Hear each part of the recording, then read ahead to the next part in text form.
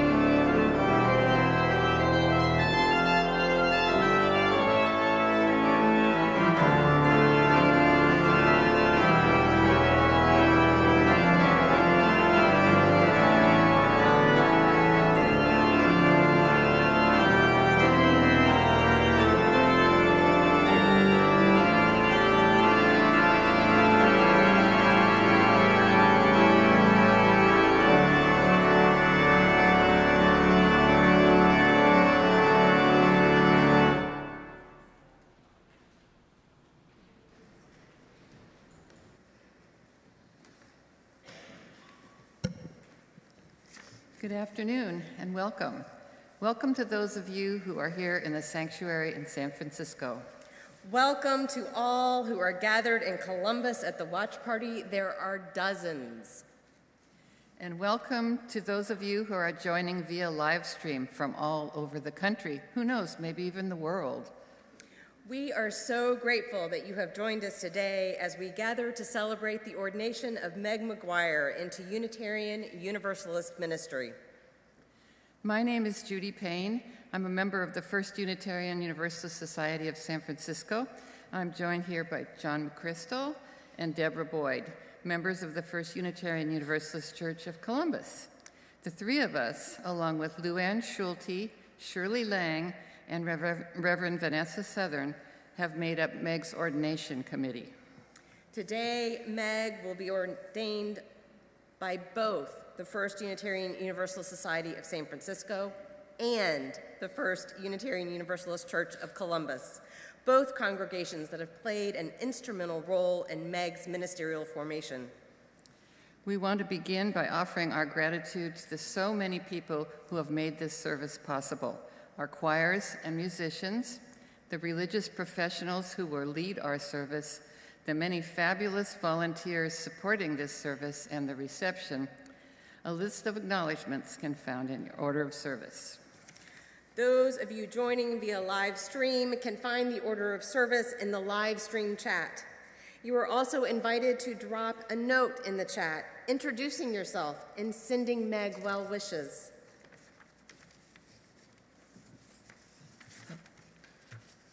We begin this service by acknowledging that we are on indigenous land. We recognize that those of us in the place now known as San Francisco gather on the unceded territory of the Ramaytush Ohlone, the original inhabitants of the San Francisco Peninsula. Those of us who are gathered in the worship center of the First Columbus Church do so on the ancestral territories of the Adena, Hopewell, Wyandotte, Miami, Seneca, and Cayuga peoples. For you who are gathered on other lands, we invite you to bring to mind the indigenous peoples of the place you call home. We cultivate this awareness that our symbolic acknowledgments be accompanied by concrete acts of solidarity, healing, and reparation. Please join us now in singing the processional hymn, Love Will Guide Us. You can find the words printed in your order of service.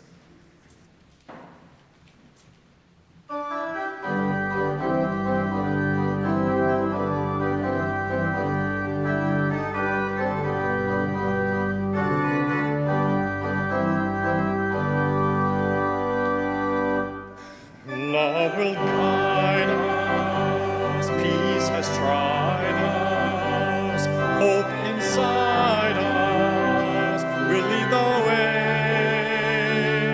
on the road from green to giving.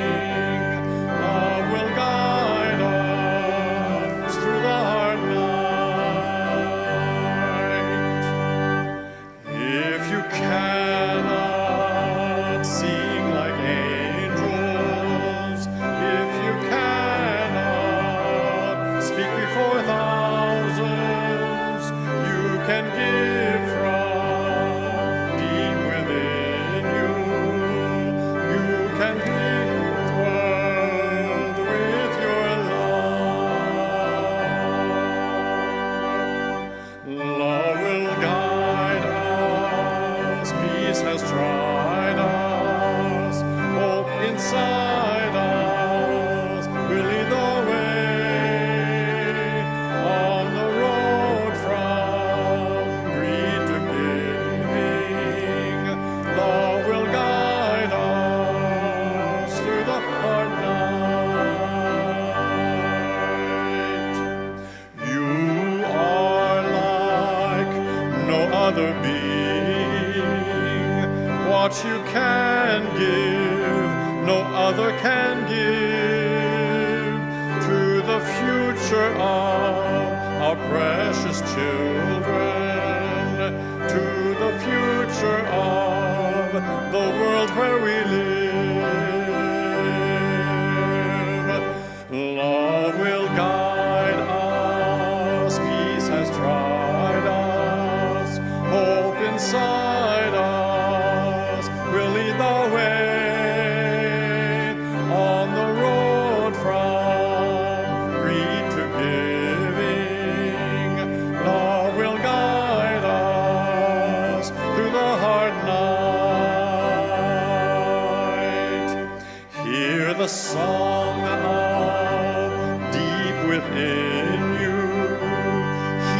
song of peace in your heart. Spring's new beginning will lead to harvest. Love will guide us on our way.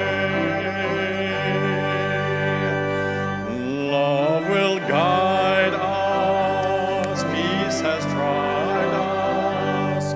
Hope inside us will lead the way on the road from green to giving. Love will guide us through the hard night.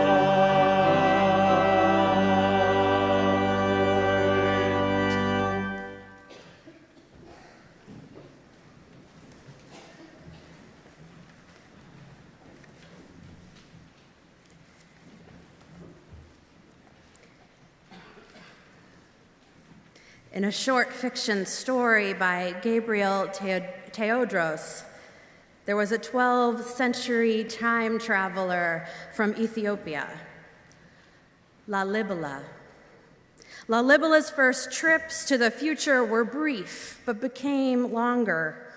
Like many time travelers, Lalibela was a wanderer in time, fixated on corrections in the past and present that might save the future. Imagining beyond the boundaries of the real, he felt inside him an interconnectedness, a web of life that shaped his relationship to all who came before him and all who would be born after him. Through his journeys, he explored the lessons that needed to be learned, the timing of catastrophes, the genius that needed nourishment, sculpting a reality in which all he loved would be saved, in which the community would survive. As so many stories of time travel go, each step through another space pocket meant that Lalibela made his very own imprint on the time that he entered and never returned quite to the same moment in the present day. This was hard to accept. If Lalibela existed in all time and no time while the world continued on its path, he could not reveal all that he learned to those he would meet in a new century or old. And slowly pieces of his life drifted apart like petals on water, guttering in waves. It was he who was changing the most. His lover, Kibra, had joined him on some of his journeys across time, and at home in the 12th century, she turned to him and said, "My love, I think the most important work is here, in the present." Time travel stories promise to show us a life set apart in which mortal beings are called to correct what haunts us in the present, to help us learn a lesson again, to stop someone from making a pivotal error, to save a community from the grips of danger or destruction. And inevitably, what we're offered in such tales is a greater story, in which the traveler cannot change the course of global events on their own, but through relationships, partnerships, love, the traveler is transformed, and in turn, this greater story changes us. Many of us may feel the desire to jump through time, to move into the right place at the right moment instead of the wrong, to hide in another century from laws that wish us harm. To say we are sorry in that moment, it would have made a difference. To confer upon our child selves a friendship or self-assurance that would have spared us so much grief. To tell her that we love her one more time. To stop the gun, the waste, or to feel the hand of our beloved kin and our own for just a little longer. The vocation of ministry claims space for the tough stuff of life that cannot be fixed, names the things that pain or loss may clarify and refine, places our hope and expectations in the hands of the human family, holds out to us the beauty that lives in what we fight for, so that we do not lose its fragrance in the midst of our work. And when it is done well, In ministry, we can experience present time slowing down. A space pocket opens up in the heart, and love pours in and through us all. We will each be different because we have been ministered to. Ordination offers an invitation to individual and communal transformation, as well as an opportunity to serve our faith in the world. In our tradition, you, all of you, the congregation holds the sole authority to recognize Meg McGuire's call to our ministry.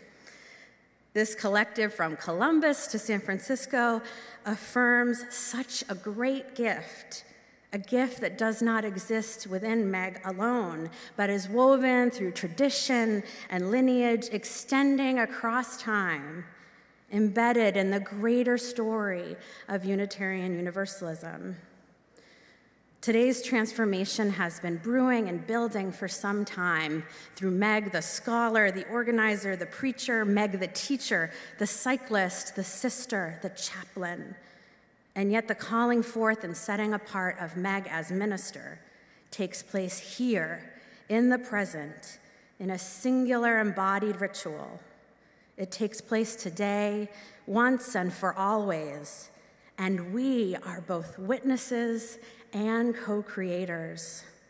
As Kibra said to her beloved, so she says to us all, our most important work is right here in the present.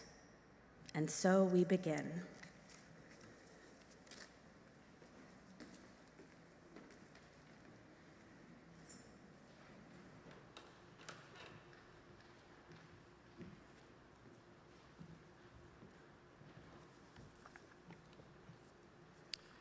We light this chalice for the light of truth and the warmth of love and the fire of commitment.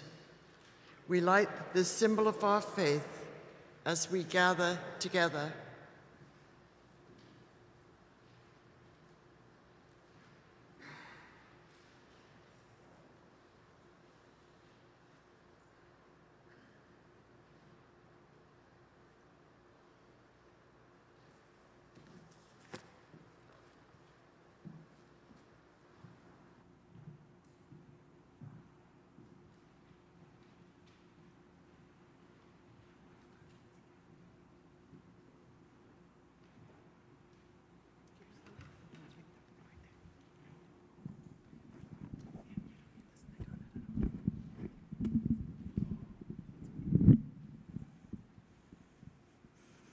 Good afternoon.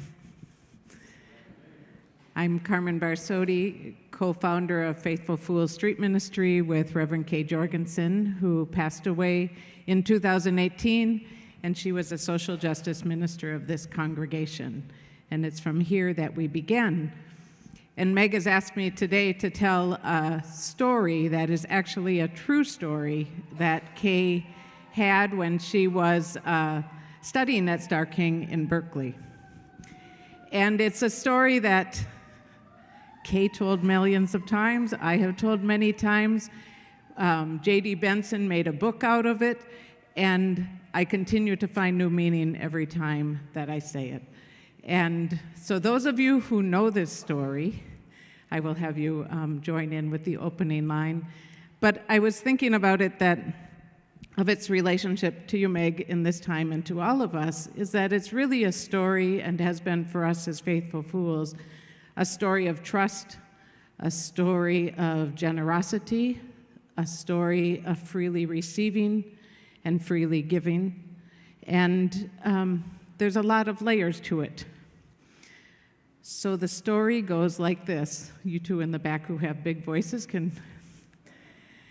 It was a sunny day in Berkeley, and Kay was walking down Shattuck Avenue towards the Blue and Gold grocery store to get herself some lunch. And as she was walking down Shattuck Avenue, she was passing by the stairways that go down into the BART station, and all of a sudden she felt something hit her in her upper arm, and she's looking, and a man at the bottom of the stairs said, they're down there, and Kay looked down, and there at her feet were 2 pennies. So she picked up the 2 pennies, and she put them in her pocket and went on walking, got to the grocery store. She got herself a sandwich, and then when she went back to the refrigerator section to get herself something to drink, a man walked up to her with a soda in his hand, and he said, "You wouldn't happen to have 2 pennies, would you? If I had 2 more pennies, I could get myself this drink." So Kay happened to have 2 pennies, and she took them out of her pocket, and she put them in the man's hand, and he went on, and she went on to pay for her lunch, and as she was paying for it, the song that she loved to use in worship was playing over the sound system, and it was, "Morning has broken." And she was like, it's one of those experiences where you say, something's going on, something just happened, and I'm not quite sure what. So it stayed with her for a while, and then as those experiences do, faded, and she graduated, was ordained, went to Minnesota, was a minister for 7 years, came back to San Francisco because her daughter was living here, and she thought, well, I'll do my search from here. And as she came, she was participating in this congregation. Margot was minister, and they had been classmates at Star King. And so Margot invited her to be part of the congregation and work from here. And Kay started walking the streets from in the morning. She'd start here at the stairs, and she'd go down to the Tenderloin, spend time, and she'd walk back up, very consciously opening a path of relationship.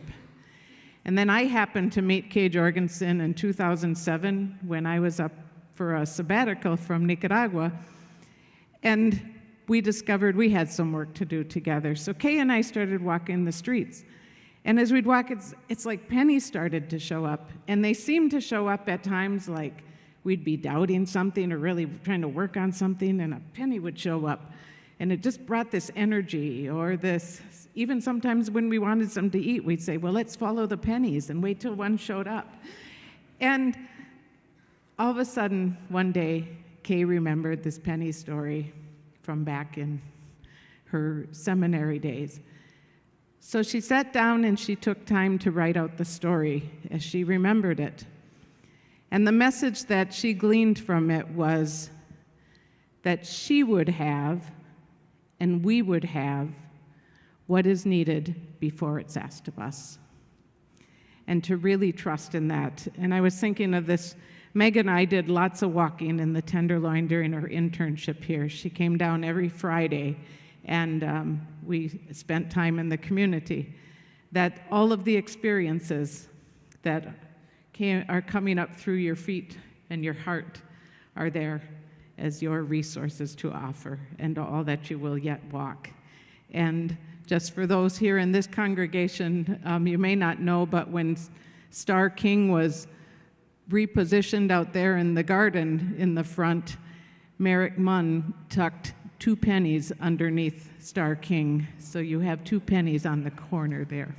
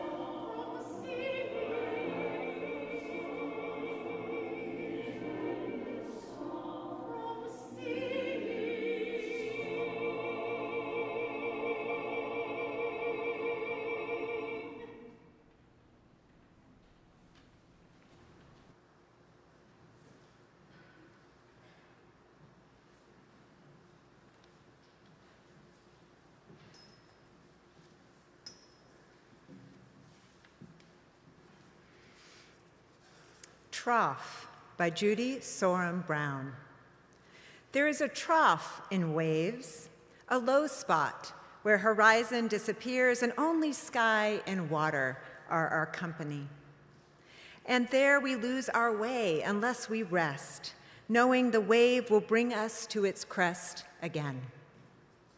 There we may drown if we let fear hold us in its grip and shake us side to side and leave us flailing, torn, disoriented.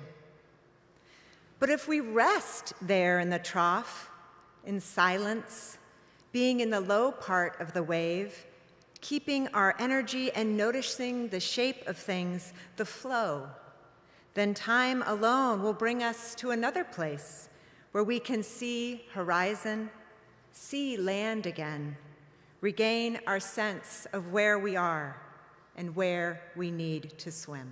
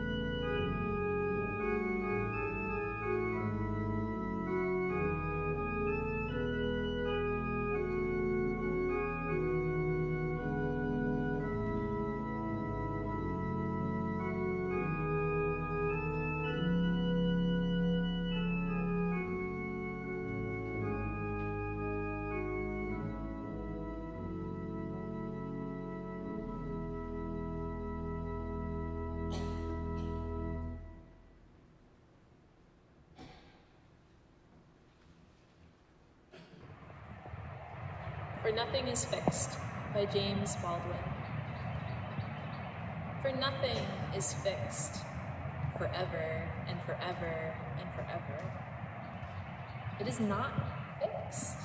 The earth is always shifting. The light is always changing. The sea does not cease to grind down rock. Generations do not cease to be born. And we are responsible to them because we are the only witnesses they have. The sea rises, the light fails, lovers cling to one another, and children cling to us.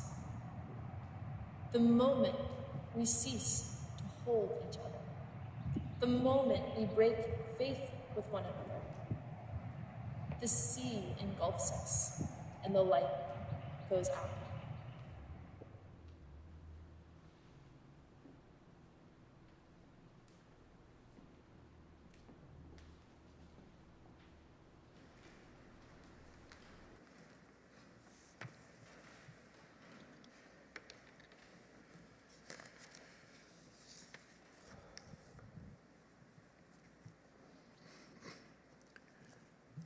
I am not a gambling type of person, but I made a bet once and I lost.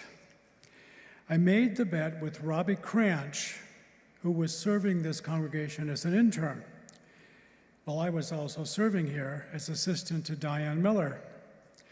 Robbie was telling me that our seminary, Star King School for the Ministry, sported both school colors and a school motto. I balked. I had never heard of either colors or motto the whole time I was in school. So I bet $5 that it wasn't true, and I lost. The colors are real. They're red and gold, and the motto is a Latin rendering of the Greek from the Gospel of Mark, words attributed to Jesus, non ministrare sed ministrare. In English, not to be served, but to serve. And of course, ministrare is the word where we get our word minister from, one who serves. Seems simple enough, but there is more. The Greek word this Latin word translates is diakonos, which means table server. Quite surprisingly to me as a foodie, I liked it. In English, you can use the transliteration of that word deacon, but that word is not much used in our congregations. We just say minister from the Latin.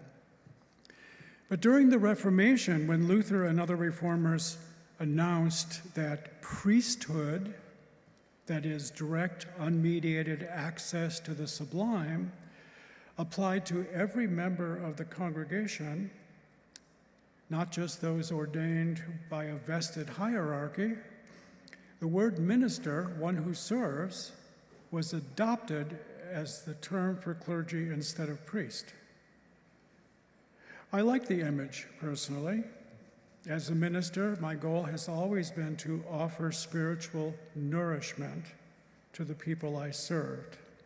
Table service, if you will. But the word minister is just one of many terms given to religious leaders in the long history that led to us through the Reformation. Presbyter, which means a person of long, deep life experience. Over the centuries, presbyter became prester, then became priest. Then there's episkopos, or bishop in English, which means a person who observes the whole picture and has noted organizational skills. Pastor is being used more often these days, I know. Personally, this is just me. I'm not particularly fond of it. And this is why. Pastor simply means shepherd, not often a being that you run into on the streets of San Francisco or Columbus. My grandmother, Carmelina, however, was a pastora, a shepherd, in the mountains of northern Italy. Once, when she and I were at a funeral home for a wake, she saw the very famous painting of blonde white Jesus with a staff and a whole flock of sheep behind him, leading them through the sheepfold. My grandmother suddenly burst into laughter. I was kind of surprised that she's laughing in the funeral home, and I asked her what she found so funny. She said, "That artist doesn't have any idea of what a shepherd does. Sheep are not ignorant, you know. They know exactly where they need to go for their nourishment. A shepherd only walks behind the sheep, not in front. The staff in hand is to drive away predators, like wolves. That's all." Still, despite my grandmother's opinion, it is in more and more common use these days amongst Unitarian Universalists even. The last term for clergy is really interesting to me, parson. Turns out parson doesn't really have a kind of an etymology. It's simply a different spelling of the word person. That's it. But it's not just terms for clergy which change and develop. As James Baldwin put it in the reading, for nothing is fixed forever and forever and forever. It is not fixed. Well, the Buddha said the same thing several centuries before him, and many other religious leaders and philosophers have said that too. Nothing is fixed, and everything always changes. As Baldwin puts it, the earth is always shifting. The light is always changing. The sea does not cease to grind down rock. But when you look at our Unitarian Universalist history, you might think that Baldwin was wrong when he said nothing changes. For almost 2 centuries, ordained men of European heritage, married to non-ordained women of European heritage, served our congregations. Yes, I know, there were some women here and there, the Iowa Sisterhood, Olympia Brown, but mostly you'd find rather stately men in dark suits, sometimes with beards, sometimes not. Decade after decade, ministers looked much the same, I guess. No significant changes except maybe hairstyles of the time. But then in the last decade of the last century, things started to change drastically. It was like this. One of the sentences that the Reverend Diane Miller and I both heard often, when we served here in 79 and 80 was, "But you don't look like a minister." Well, partially, I suppose, it's because we were both really young. I, for example, was just 29 when I started here. But Diane was the senior minister, and I was a minister, her assistant, who happened to be gay. And if you scour the history of both the Unitarians and the Universalists, you will never find such an arrangement previously. It was new. And since then, Baldwin's been 100% correct. Nothing but change. Black, Asian, Indian, all sexual and gender identities have increasingly served as ministers, as servants. I think all such changes have been positive and good, and exciting, actually.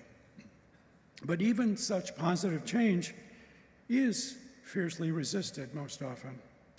For example, this Richardsonian Gothic sanctuary, so beautiful, was very popular back when I was serving here for weddings. There were weddings every weekend. We had a full-time wedding coordinator just to balance everything. Our rule was Diane had first approval. If she couldn't do it, I got it. If I couldn't do it, I gave it to one of the interns who were serving with us, Mark DeWolf, Robbie Cranch, Barbara Peskin. Some of you may remember them. One day, I got a call from a frantic man who didn't want to have Diane solemnize his wedding, though she had accepted it. "She doesn't look like a minister. She's a woman. You have to do it." I told him I would do no such thing. She is the senior minister. I am her assistant. We work together. I associate completely with what's going on. I'm not going to do your wedding. But he pleaded, "My grandmother won't like it." And I said, "Your grandmother's not getting married." I simply will not do what you want. You will have to find somebody else and adjust to what's going on in changing circumstances of the modern world. But all sorts of changes have continued despite resistance in all areas of ministry. When I started in the ministry in this congregation, the flaming chalice was not part of worship. It was not in use in many of our congregations, including this one, and some resisted it really strongly, decrying it as mere ritual, whatever that means. Stoles, like the one I am wearing right now, were mostly entirely unknown. Sermons usually had to be well-grounded in intellectual and academic ideas. Some congregations didn't even want to use the word sermon, and they used the word pulpit essay instead. Personal stories in the pulpit were often derided as too emotional, even though Waldo Emerson had made a case for doing just that 150 years earlier. This congregation used the 1937 red hymn book when I was here. The blue hymn book existed but was not used. Now, there are many more hymn books now, different kinds of music that might have shocked folks back then if they heard the kind of music we sing now. everything changes. Nothing's fixed. But is there some reliable constant in the midst of all of this change? Some aspect of ministry that makes the practice of ministry I have known for 40 years at least somewhat the same as Meg's dawning ministry. The poem by Judy Soren Brown begins to answer. There is a trough in the waves, a low spot where horizon disappears and only the sky and water are our company. And there we lose our way, unless we rest, knowing that the wave will bring us to its crest again. There we may drown if we let fear hold us in its grip. The imagery in the poem invites me to think of Rod Seeger, the Lutheran minister who led the chaplaincy training program at the University of California Medical Center that I was part of.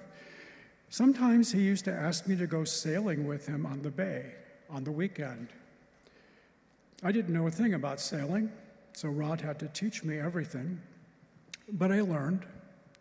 And I also learned new fear. The waves near the Golden Gate Bridge are gigantic. The boat would sink deep enough in a trough between the waves that I couldn't see land. I couldn't even see the Golden Gate Bridge. Fear took me. But the ship never really faltered.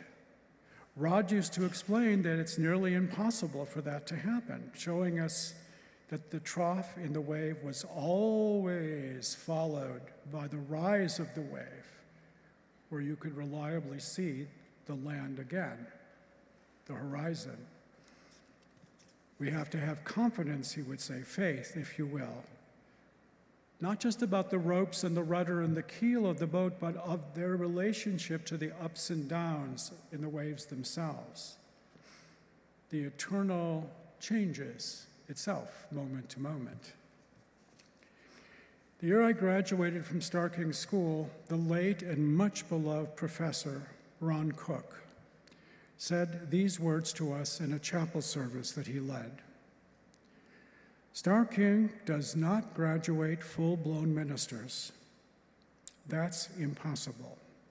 No, the purpose of this school is to transubstantiate, transform, the entire world of your lives into the school so that you are always learning day by day, year by year, until your dying day. Indeed. This morning in the sermon, I mentioned a young man who was born with cancer. I met him as a chaplain during my training with Rod Seeger. Rod sent me to the intensive care unit to serve. I knew nothing about hospitals at that time. I was young, in my mid-20s, and I was horrified to see that the intensive care unit of a hospital, even back then, looked like the deck of the Starship Enterprise. Blinking lights every place, all kinds of things going on, people moving back and forth. There were huge hoses on the floor, tubes inside of patients. The scene completely terrified me.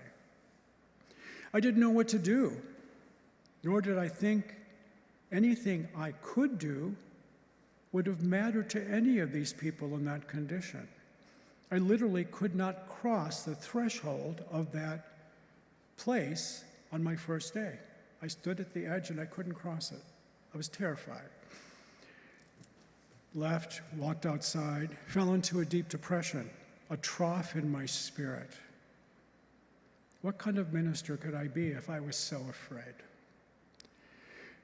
But I went back the next day. I decided to ask the nurses how they do what they do in the presence of all these hoses and lights. I watched them, and I began to understand. A few days later, a young child, he looked to be about 8 or 9, was brought in.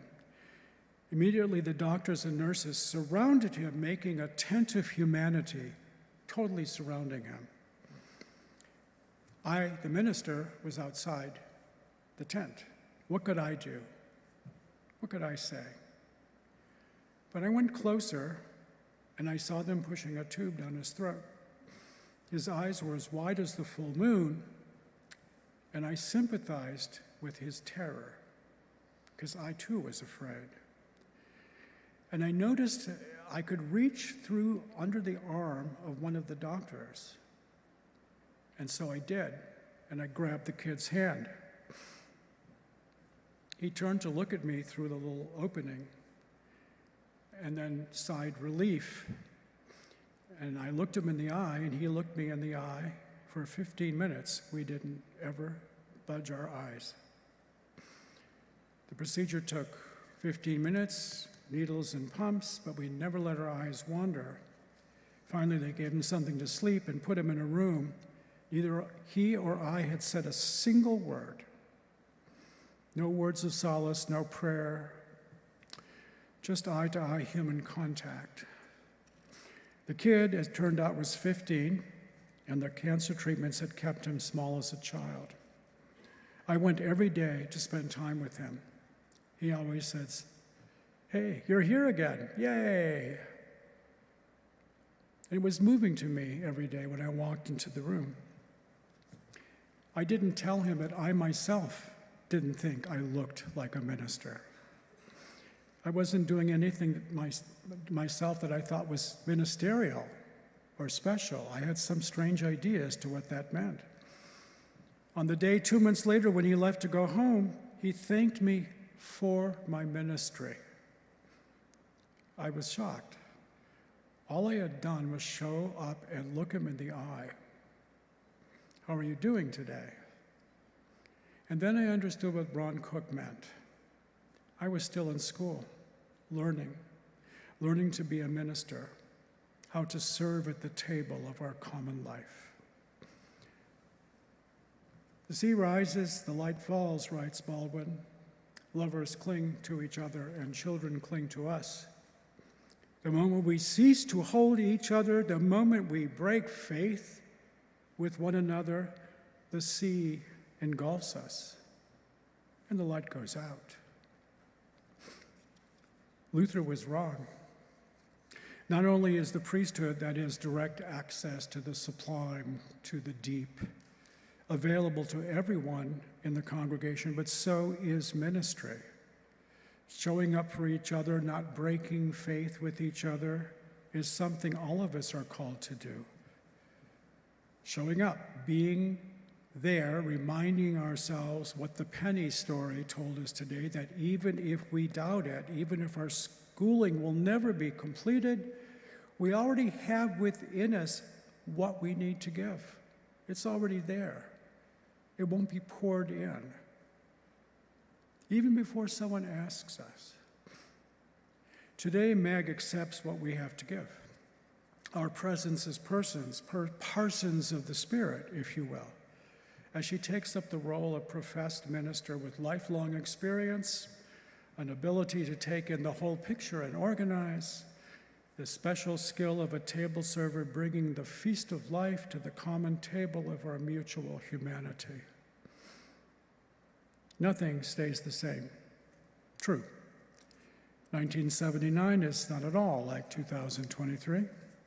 But even though we may dress differently now, sing different songs, offer different rituals than our ancestors did just 40-some years ago, we can show up and be present to each other, trusting that our ship will not capsize because of the trough, because like everything else, even the trough is not permanent. And with that in mind, I want to close by blessing you, Meg, with the same words this congregation blessed me with at my ordination in this room on September 22nd, 1979. They come, oddly enough, from the 8th century compendium of ordination prayers from, of all places, ancient Gaul. I pass these words on to you, Meg, 44 years after they were said to me. May your feet carry you to bring tidings of peace and news of the good. May yours be a ministry of reconciliation in word and deed. May your preaching not entice with mere cleverness, but rather your words speak of the Spirit and with power. May you use your gifts to build up and not destroy. May you be a debtor to the unwise as well as to the wise. May you love the truth and hate all that is devious. Never say that good is evil or evil is good. May you love compassion and hate pridefulness. Never put light for shadow or shadow for light. May you be unwearied in watchfulness, and never be so frightened or faint-hearted so as to abandon your ministry. May these, my dear Meg, be your terms of service.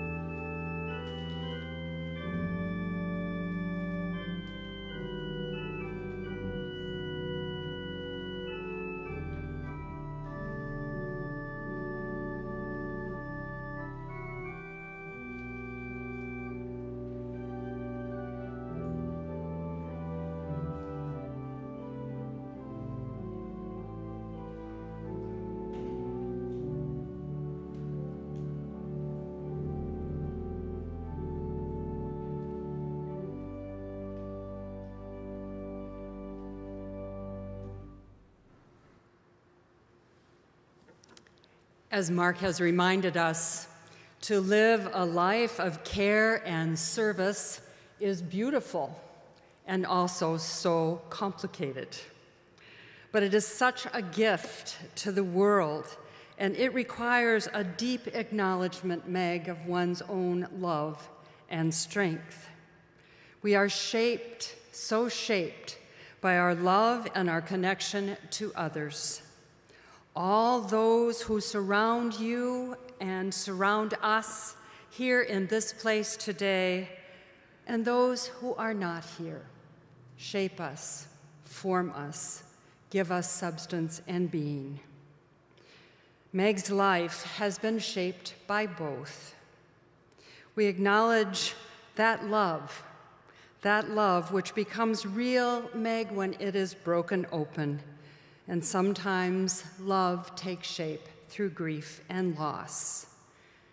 Katie is here today and will be present to you your whole life as a guide to your life, to your ministry, to your joy, to your sorrow, in your grief and in your gladness. Let us pause for a moment just to remember those who shape and have shaped us.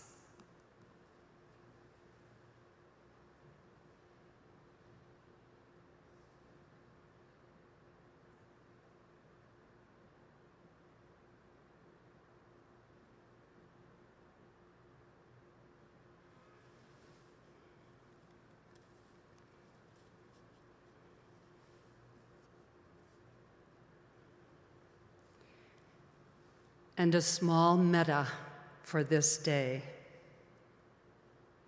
Be love and break your heart open. Use the power that you have been given where you are to bring justice and peace into an aching and broken world. Be happy if you can. Bring joy from the wellspring of your being, for that's where joy lives and can erupt anytime, any place. And remember always that all will be well. All will be well.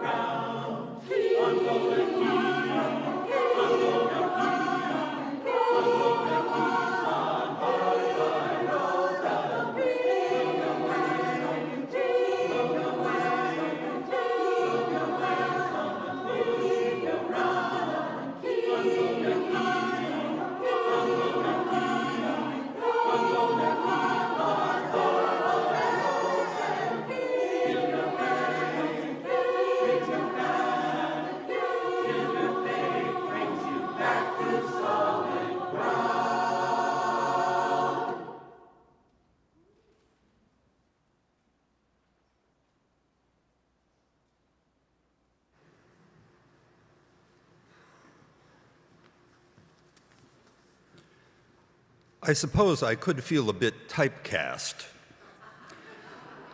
to be asked to introduce the offering. But then, over the 50 years since my own ordination, I suspect I've earned the distinction of one who knows a bit about inviting souls to move on the journey from greed to giving with love. In fact, Meg, more than once you invited me to sit down with you to talk about leading people on that journey, and I felt honored by that. And I suppose I've earned this distinction too because of the causes that lie before us, for which the offering today is dedicated. It was during my watch as president of the association that the Living Tradition Fund took its present shape. As a candidate for the office, I had been moved almost to tears by the tales of ministers in financial distress in times of emergency. Retired ministers who couldn't afford a telephone. Newly minted ministers drowning in educational debt. People unable to follow their calling for lack of scholarship funding. I'm proud to say that fund is now nearly 10 times it was during the time that I served. The Black lives of Unitarian Universalism, the other cause for which this offering is dedicated, reminds me of how, in my office at UUA headquarters, I kept across from me a photograph of the late Reverend Louis McGee. Because in 1954, Louis was the one and only Unitarian Universalist African American minister. I kept him there to haunt me and goad me to do everything I possibly could to diversify the leadership of our movement. This fund, created just within the last 5 years, is an overdue reparation for wounds that go way back into our history and cannot be changed, lands on which our churches were built, taken from the indigenous, endowments built up through the exploited labor of the enslaved and the cotton mills that came from them. Black Lives of Unitarian Universalism is, moreover, a powerful statement of our recognition, as we put it in the 8th principle that we have adopted as a congregation, that we know we swim in a sea, a cultural sea of white supremacy, sometimes acknowledged, more often not. It is our commitment to try to transcend and transform that culture that this fund represents. Now, in a moment, offering plates will be passed around. Place some token in it. But do note that in the order of service, you are given the opportunity to donate online, which is what I myself will do. We in the ministry, as I told Meg, can only encourage generosity in others by practicing a generosity of both time and talent in our own lives. I hope that your gift, like mine, will have at least 3 numbers on it, if you can possibly swing it. If you can't, give what you can, but be as generous and as wide open with your wallets. Well, your online wallets, you get it, as you are with your hearts. And may you be blessed in the giving.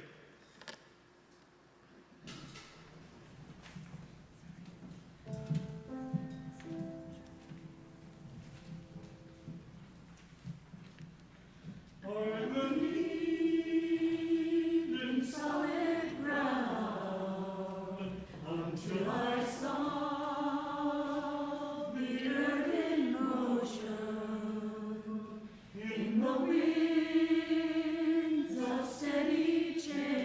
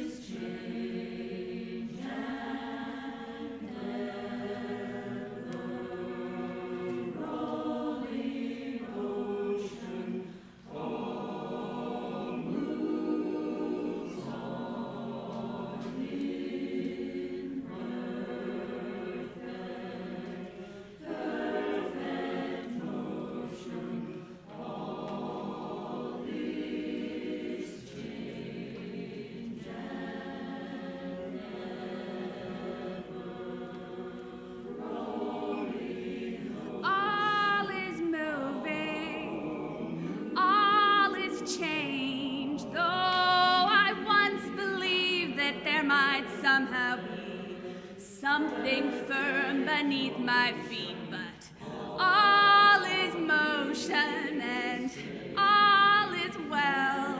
For solid ground is just a myth for those who never swim in it, and all is moving in blessed change. Oh, the world we know will come and go, and everything will rearrange. So be the ground beneath that sky, tumbling round the by and by. All is change, so am I. Lie, lie, lie, lie, lie, lie.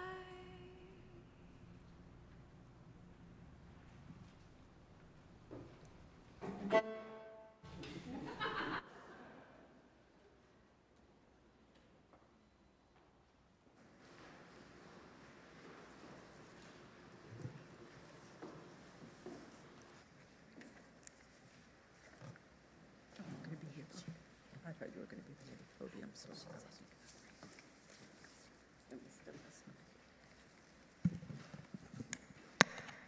In the living tradition of Unitarian Universalism, the authority to ordain a minister lies solely with individual congregations.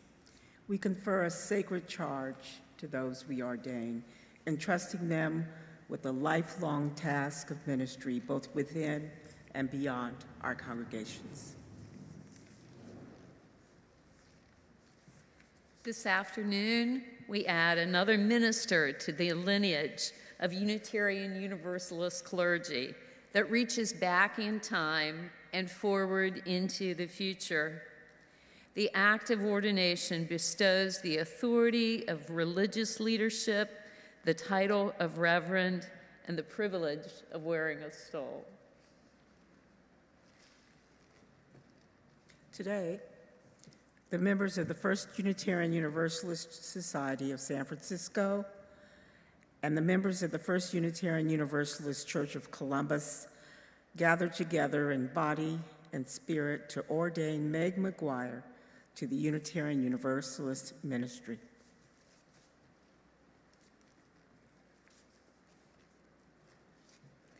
Meg, you grew into yourself and came of age in our congregation. As your calling to serve took shape, we sponsored your process of becoming a minister under the auspices of the Unitarian Universalist Association. Already well into your process of formation, you came to us as an intern, growing into the minister that you are. As you learned and served among us through an unusual and rich year in the midst of the pandemic.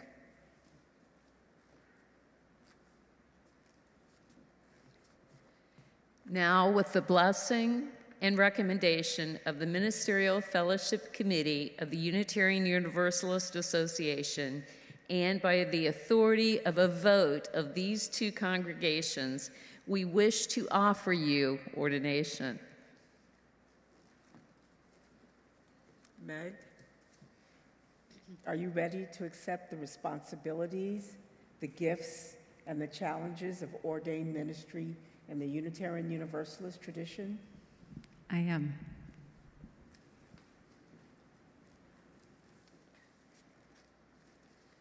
Then let the members of these congregations gathered here in this sanctuary and in the worship center in Columbus or at home rise in body or spirit, acknowledging our shared calling to co-create our covenantal faith. Let us join together in reciting the act of ordination, and these words are printed in your order of service and are also found in the live stream chat. Meg, by the authority of our living tradition, we joyfully ordain you into the Unitarian Universalist ministry. Wherever you may be called to serve, we charge you to speak the truth with humility and courage, to serve with integrity and accountability, to support others in healing and growth, and to do your part to transform the world in service of love and liberation. However your ministry unfolds, we pledge our support.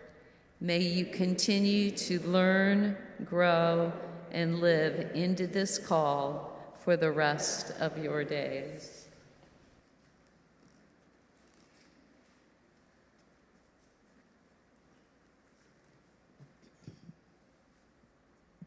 Will Meg's family, friends, and colleagues please rise in body or spirit and read the words printed in the order of service or found in the chat? Meg, we have journeyed with you on your path to this moment and will continue to be sources of love and support for you. With joy and pride, we witness and affirm your ordination today and offer our blessings upon your ministry. May your ministry bring forth fuller life for you and all you serve. With humility and gratitude, I take up the ministry to which you ordained me. Trusting in the Spirit that moves within, between, and beyond us all, and mindful of the immense privileges and responsibilities of ordination, I pledge myself to this work and to the charge you have given me today. I promise to bring my whole self, head and heart and gut, to my ministry, to speak the truth with courage and listen with compassion, and to commit myself to the unfolding of liberation, justice, and emergent possibility. I will strive to be present to what the moment demands, faithfully adapting, while holding tight to the thread of love that animates my call and our larger tradition. I will remember the truth that is so plainly before me now, that my life and my ministry are always bound up with yours. I embrace your love and support as I dedicate myself to this work.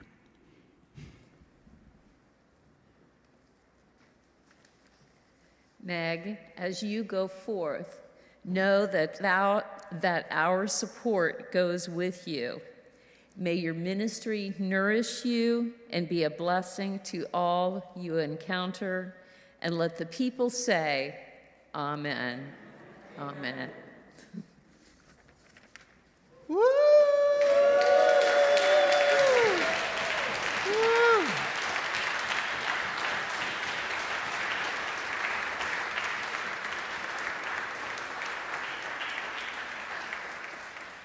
This is when we put tissues right here if anyone wants one.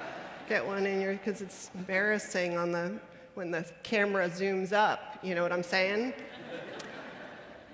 So the laying, you can remain standing because you'll be moving soon. The laying on of hands is relatively new within Unitarian Universalism, but it has a long and rich history in Jewish and Christian traditions. We read in Jewish scriptures that Abraham blesses his son Isaac by placing his hands on him, and the book of Acts describes how the first apostles blessed new believers as well as congregants who were called to a particular kind of service by touching them with their hands. And so we're gathering to bless you, not just in words, but with the pressing of our hands upon you symbolically as you as you symbolically cross the threshold into this new chapter of service, both to our movement and to your own ideals. So it's a tradition that a congregation ordains a minister, that guest clergy are here so that it has a little panache. and other loved ones and community members to show that actually the congregation's decisions have a larger validity that others see and resonate with. And so all of you will be important in this ritual. So let me begin with some basic instructions as we will shuffle forward. And if you need assistance or you want to remain seated, you can also be part of it. We'll reach across to each other. We'll muddle through this, which is a beautiful metaphor for ministry. We have a goal and a mission, but sometimes we have to muddle through to get where we need to go, and that is perfectly okay. So I'm going to ask you to come down, Meg, everyone to come down. And first, I'm going to ask Meg for you to stand right here. And I'm going to ask for the most intimate circle to be appropriately her most intimate circle of family.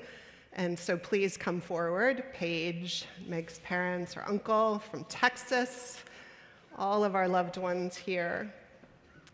And I'd like yes, come. If you are the intimate circle, you come. And what we'll often do is you'll lay some hands on Meg however you want, and then as we will need to, we will increasingly have to reach to just the person in front of us, to a shoulder, so that we are all connected. So next I'd like to ask the members, and you, Mark, you can be in that intimate circle, the members of the boards of Columbus and of San Francisco and the intern committee and the ordination committee, if you don't mind, and I can give you all hands to come down and join us here as the next circle. Do you want a little hand down? I think these steps were made when people's feet were smaller. And now the rest of us, if you can pull in clergy, and folks, you might have to kind of leave the safety of your pew, but just reach forward until we are all connected into one body.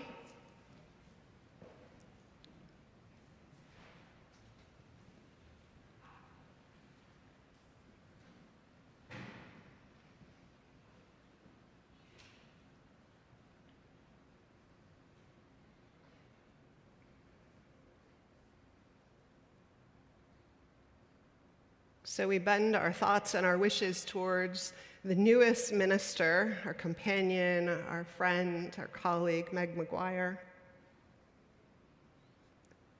Spirit of life that we know so deeply in certain moments in our lives that can pass through our fingers like water. Great mystery. Courage of the ages, healer of all wounds, voice of the silent stillness. Oh God, we know by so many names and in so many ways, and who is beyond naming. Spirit of life. We are gathered here to bless and ordain this woman, a woman already ordained 1,000 times before in each prophetic and pastoral act, each ritual space she has created to mark a rite of passage, each time she has held space for discernment, reconciliation, courage, and love. We gather to ordain this minister whose ministry will be confirmed and reconfirmed, who will be reordained 10,000 times more each time she acts with integrity, speaks her truth with humility and conviction both, and pushes herself and the world to expand the bounds of who is loved and what love asks of us.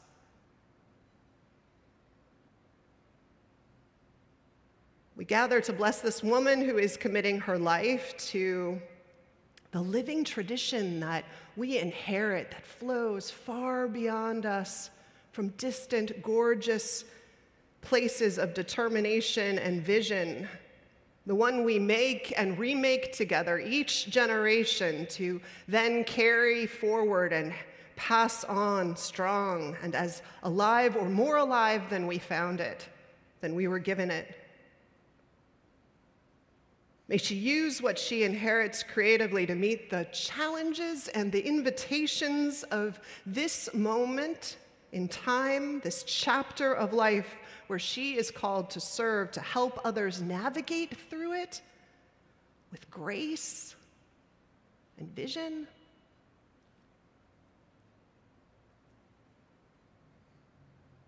May Meg bring to her ministry all that she is.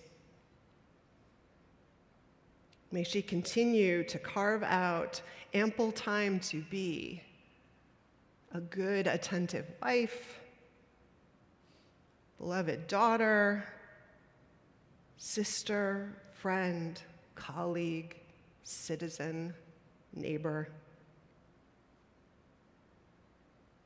And from the fullness of this deeply relational, private life, may the lessons and richness of that life inform and deepen her ministry.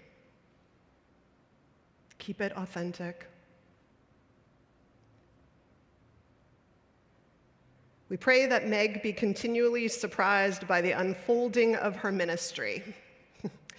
May she be midwife to and wellspring of a love and a grace that runs deeper than she knew.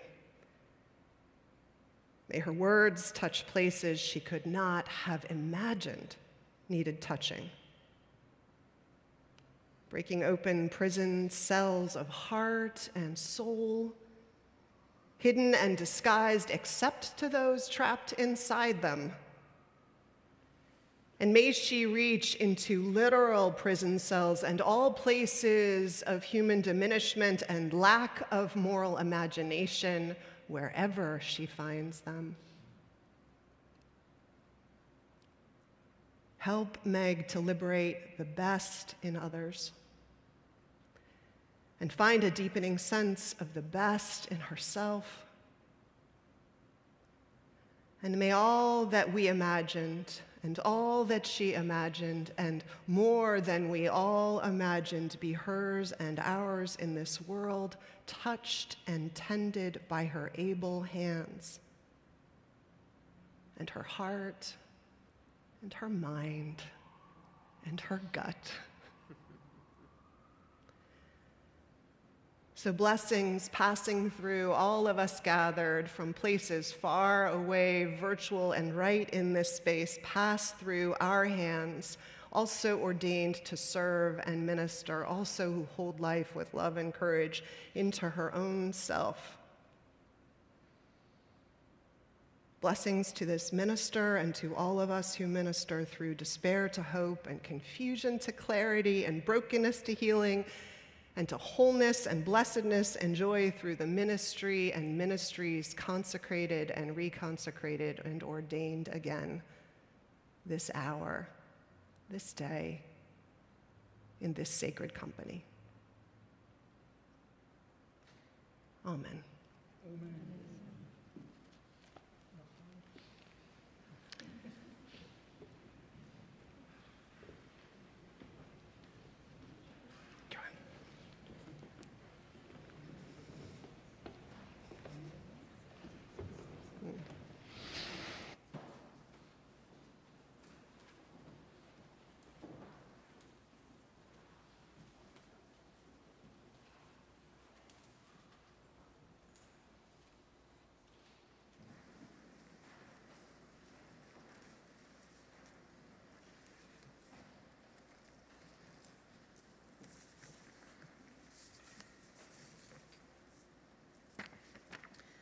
In Unitarian Universalism, the clergy stole is a sign of ordination, representing the mantle of ministry that the newly ordained minister has taken up. The stoles we present today symbolize the weight of ministry as well as the trust that our congregations have placed in Meg to carry this weight with humility and integrity. These symbols connect Meg to the promises that she's made this day, to our congregations, to her colleagues, past, present, and future, who have and will take up this mantle.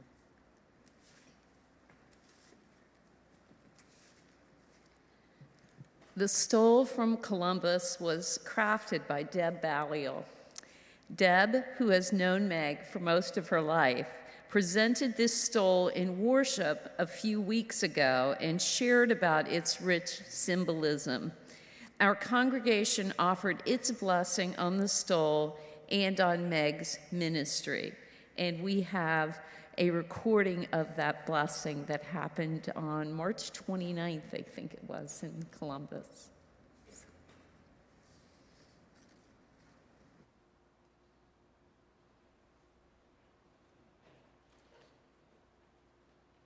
Reverend Meg, you grew out from among us, guided by our values and our love, called forth to serve our tradition and the larger love that holds us all.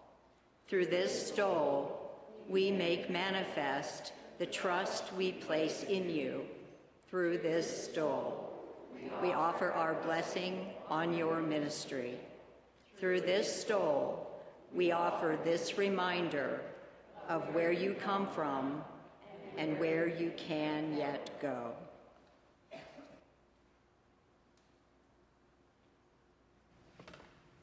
And Meg, today I present to you this stole imbued with the blessing of the members of the First Unitarian Universalist Church of Columbus and symbolic of the trust that we place in you.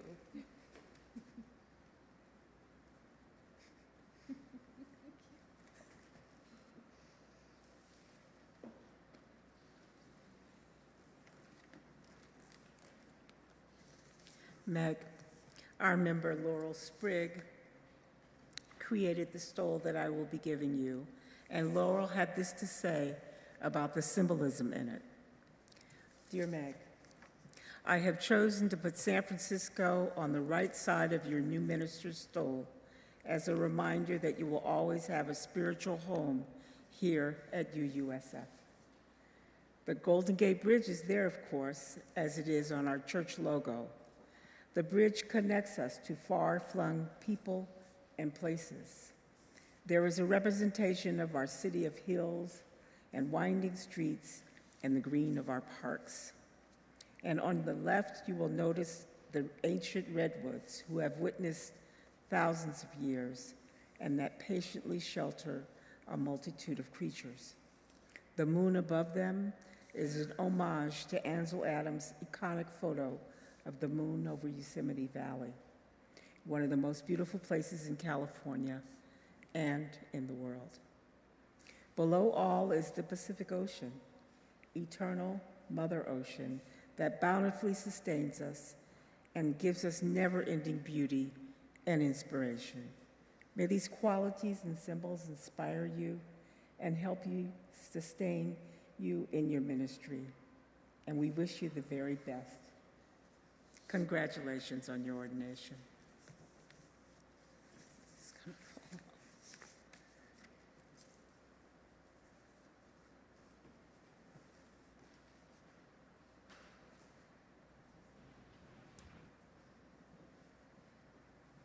reversible.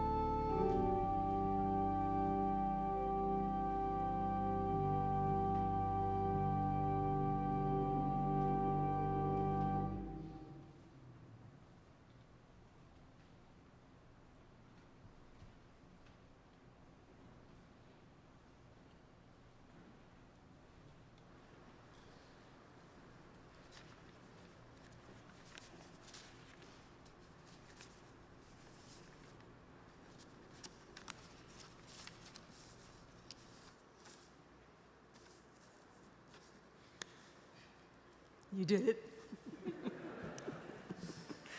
So you've made, in essence, a commitment to an institutional expression of human longing. And we all know, you know, that institutions aren't perfect. You are stepping across this threshold into ordained ministry in a time of profound uncertainty. I have to say that I knew she was gutsy when I heard she'd ridden her bike all the way across the country. And then when I was teaching at Starr King and she was a student and we were up at the top of the hill at Berkeley, she'd arrive at class having ridden up that hill. And that's not an unsubstantial hill. But then to see her land here and start her internship in the middle of COVID, preaching to an empty congregation with folks online, to then decide to do this? We are lucky. So, you are arriving at this moment of formalizing your ministry with many gifts, starting with the gift of family, loved ones, friends, community, the gift of a good education, and it's been enhanced by your own gifts that you bring of insight and creativity. You are a relationship-centered community builder, authentic, respectful, playful, thank God, organized, and persistent. On this day of your ordination, you have asked me to give you a charge, and I take that seriously and am honored to do so. So, first, I charge you to do radical things, things that touch us at the roots where we grow, where we reach more deeply toward our living waters. We know that the status quo is not enough for the challenges we face. We need bold and creative leaders who will risk making mistakes and take the risk to do something that might not have been tried before. You have good instincts. You have listening skills. You have reservoirs of endurance. You have people you can trust to be with you in the time of the trough and the wave. I ask you to be bold, to be creative, to go for the radical route, to energize community. Go ahead and be a leader. You are one. I also ask you to stay connected to community, not just Unitarian Universalist community, but the community beyond. It is powerful to me that you've decided to locate yourself in the place where you grew up, to choose that as a place to be, and then figure out where ministry will go from there. Ministers are not separate nor exalted. Our work is no better than the work of others. One of the most amazing gifts of ministry is how many different people and parts of your life you're able to encounter. Notice and draw in others' gifts and help them to discover each other. You are a talented organizer, and that will serve you well. I ask that you be impatient with the structures that degrade life, but be patient with individuals. People each have a lot going on, so give the people and yourself the benefit of the doubt. Lead with love. I'm also excited to be part of ordaining someone who's in a similar age bracket to when both Mark and I started our ordination and our ministries. So as the decades pass, stay connected to younger folks and those on the margins who can help you see beyond your own experiences and build for the future. As we taught in the ministry class around justice work, when you lose, lose forward. When you succeed, share it with those who helped. Help us all to see the larger patterns, to notice the arc as it bends ever slightly, and practice an inviting discipline of hope. For a long-term ministry, remember that you can't give away what you don't have.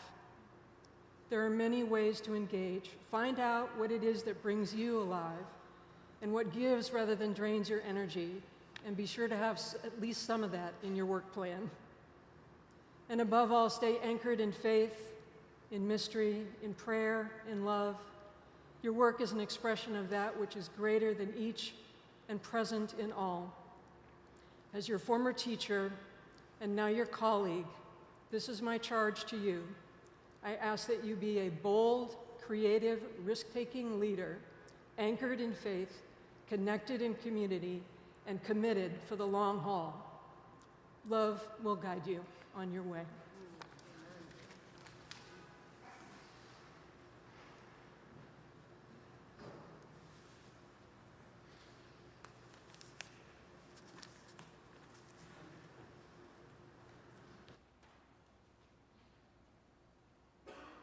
Beloveds, it is such a privilege to be with you in celebration of this sacred moment, this expression of the investment, care, mission, teaching, and learning that you have invested into the Reverend Meg McGuire.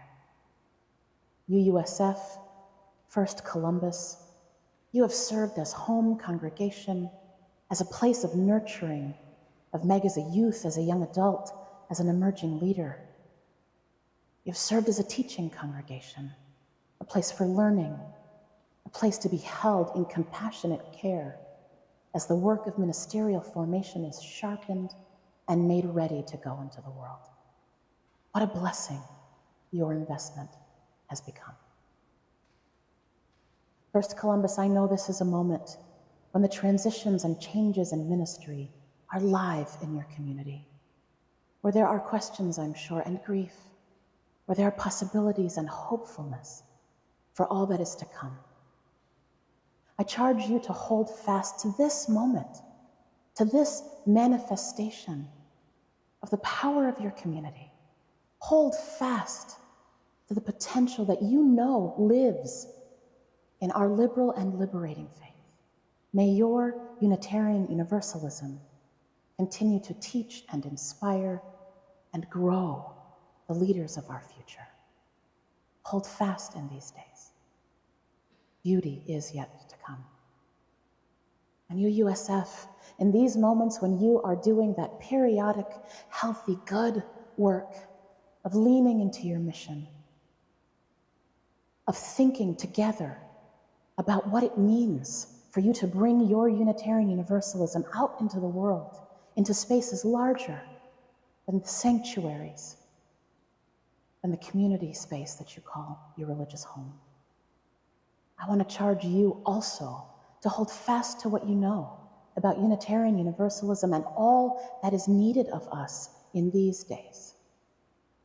May your discernment together, your dreaming, your imagination and possibility call you into new chapters of this strong and healthy shared ministry. First Columbus, UUSF, we owe you a debt of gratitude. It is rarer and rarer these days that our religious leaders come up through our congregations, and when they do, they carry a perspective on our faithfulness, on our history, on our thriving, on our failings, yes, and on the ways forward that is irreplaceable. We need all of our religious leaders, and on this day, we have ordained one who will carry the best of us into the future. Thank you for your ministries.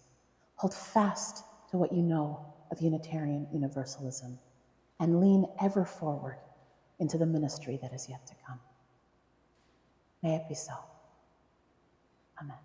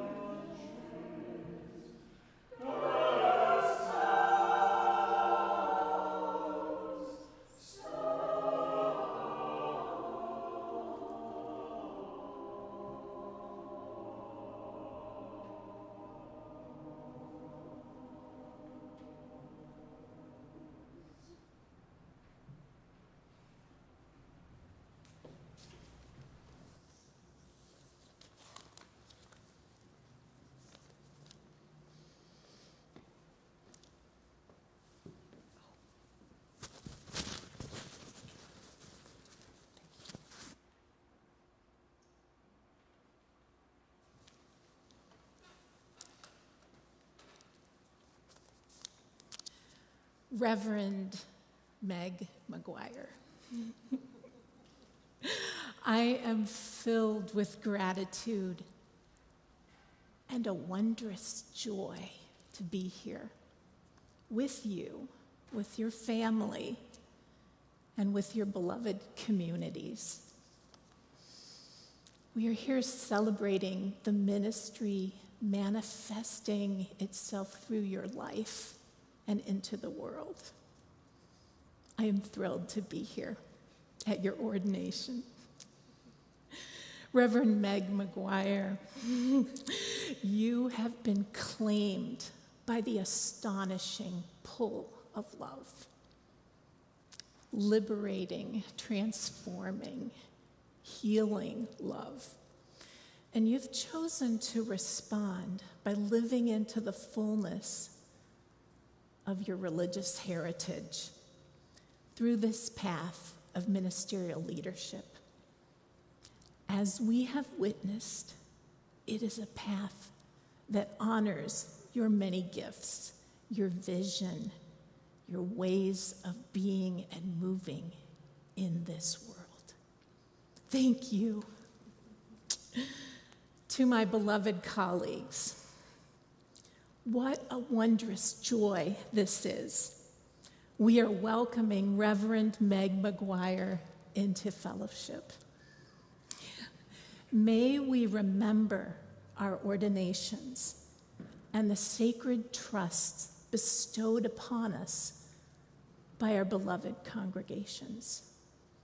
May we remember the commitments to our calling and the beloved people we hold in our hearts. And may we remember our commitments to each other as we live more fully into this faith. As a covenantal relationship, as a covenantal theology, faith, we affirm the sacredness of our relationship.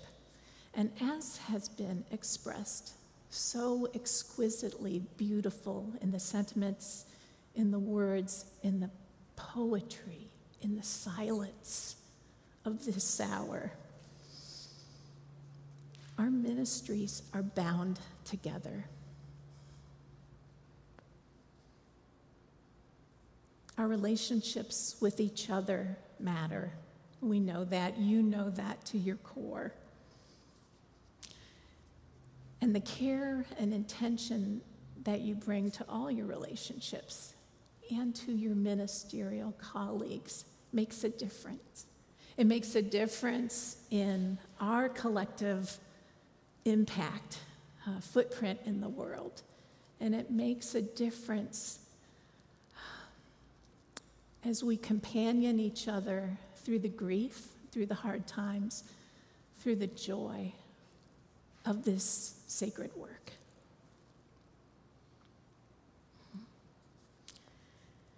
Reverend Meg McGuire, at this threshold so rich in symbolism for our Unitarian Universalist faith through the ages, I extend my hand to you in welcome, in renewal and joy for this journey.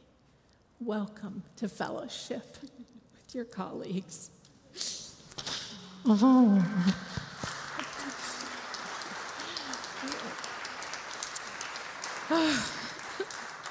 Sorry, got ahead of myself there. May this grasp and the grasp of our living tradition be a strong one. And may the fellowship that welcomes you sustain and deepen with you our shared ministry together. God bless you. Thank you. Okay. We need to do something. Oh, we're going to extinguish the chalice now. And Reverend Kelly McNeil will lead us in that.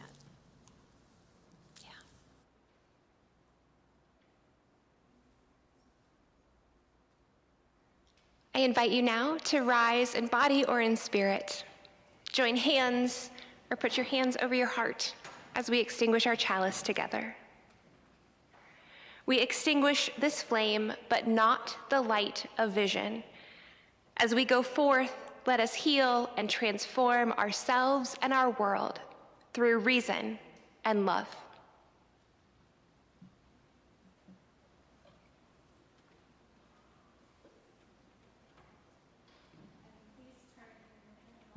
To 1028, the teal hymnal.